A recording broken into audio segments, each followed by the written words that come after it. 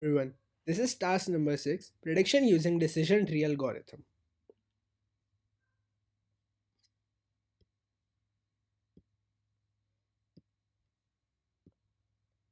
Here first, I have imported all the required libraries.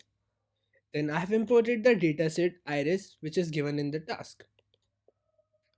Now I'm checking for null values if there are any. As we can see, there are 0 null values which is good for us. Just showing the head of our data. Rows and columns, as we can see, there are 5 columns and supposedly there are 150 rows. This is the target data which is our dependent variable which we have to then split, and here we did a splitting the target and all the other columns which are not target. Now I'm just showing the shape of other data. As you can see here, I took the test size as 0.30. What this means is it is differentiating between, it is splitting the data as 70 and 30%. 70% data will be used for training and 30% data will be used for test. And here we can see 150 rows are divided into 105 and 45, which is 70 and 30% respectively. So building a decision tree model,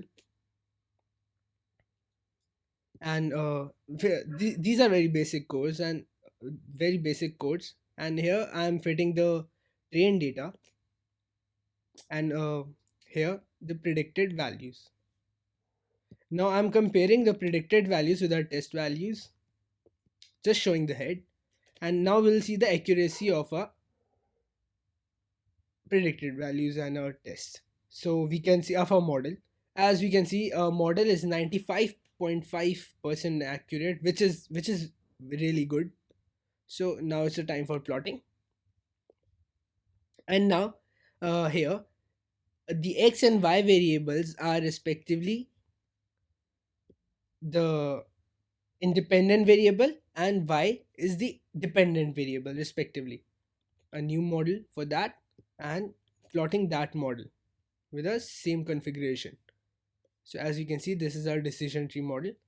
Thank you for watching.